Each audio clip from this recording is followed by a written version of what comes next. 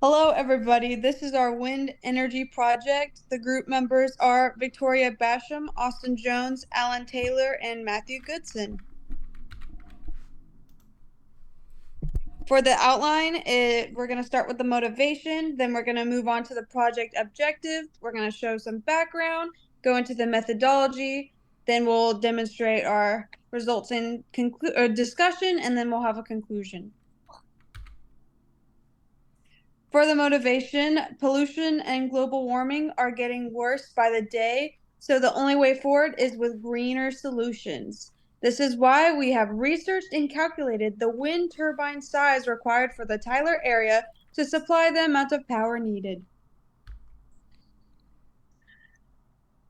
For our project objective, the objective of this project is to size a wind turbine based on weather data from the selected area, Tyler, Texas, to charge a hydrogen tank in a car for 10 total cars.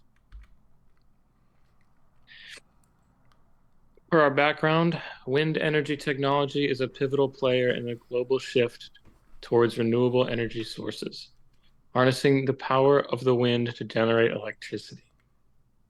Its operational principle involves converting the kinetic energy of moving air into electrical power through the use of wind turbines. Similar to solar, it has witnessed substantial growth due to technological advancements, cost reductions, and an increasing emphasis on environmental considerations. Wind energy contributes significantly to environmental sustainability. By harnessing wind power, it helps mitigate carbon emissions, aligning with global efforts to create a more sustainable and eco-friendly energy infrastructure. This project encompasses a comprehensive analysis of the technical aspects of utilizing wind turbine technology to charge hydrogen tanks in multiple vehicles, tend to be more specific. First, we determine the amount of power it takes to produce 1 kilogram of hydrogen. That value was then used on the electrolyzer to find the amount of power required to run it.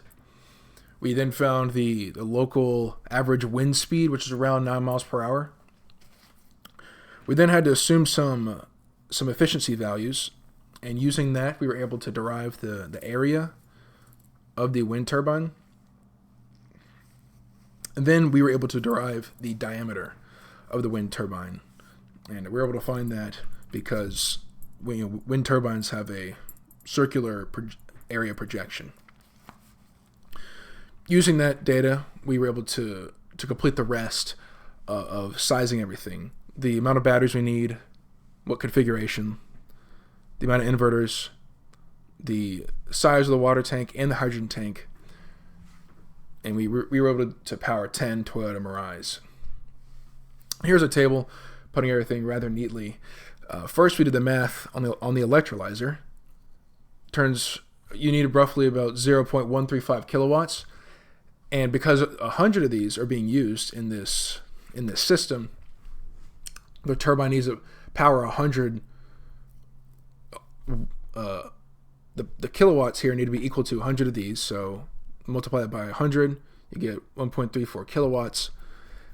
And the batteries here are going to be able to supply the Toyota Mirais with the electricity generated over here. The inverter, you need 2 of these because any power not fully supplied by the 7 kilowatts is going to be lost. So 13.4, that's just under 2 of these, right? So 14 kilowatts here. So you need 2 of them. And the water tank is going to be 504 liters. Hydrogen tank is 56 kilograms. The key equation that we used is right here. The variables: power, density of the air, area projected by the wind turbine, efficiency of the generator, efficiency of the bearings, and here's a loss factor that's going to be included from the wind turbine electrical generating system. And here's the velocity of the the wind average. And here are assumed efficiency values. We even had to assume the air density because that's going to change given the temperature, elevation, humidity of the day. So we went with this value, 1.225 kilograms per meters cubed.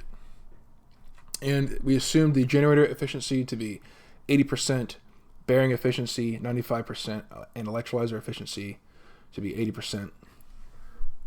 And yes, on to the next slide.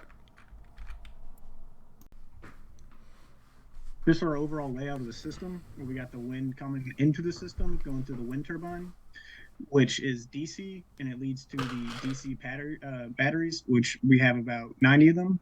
The DC batteries will then lead to an inverter, which will convert it to AC, which the electrolyzers run on. Now, the electrolyzer is going to be fed by that power and a water tank, where it's going to turn the H2O into hydrogen and oxygen, and the hydrogen portion will be pumped out to the hydrogen storage tank, where then it can then go to the 10 Toyota Mirais.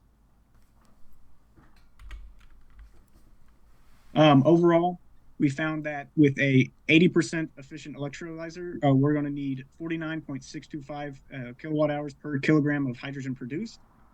To produce this amount of, to produce our overall 56 kilograms of hydrogen in a realistic amount of time, we're going to need 100 electrolyzers that we have selected. With the power draw of the electrolyzers, it was decided that the output of the wind turbine needed to be 13.4 kilowatts to keep up with the electrolyzers, which will mean the turbine will need a diameter of 26.95 meters. And then with the batteries we have selected, we are going to need 90 in series to store all the power needed to power the electrolyzers. And we've also determined that to get the 56 kilograms hydrogen, we're going to need to use 504 liters of water. And overall, to fill the entire tank from 0 to 100, or from 0 to 56 kilograms, it's going to take about 8.6 days of continuous running.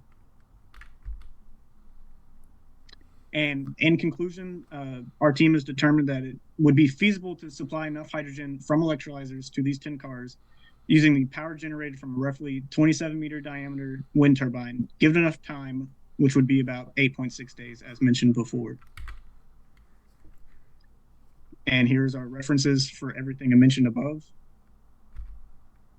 And thank you.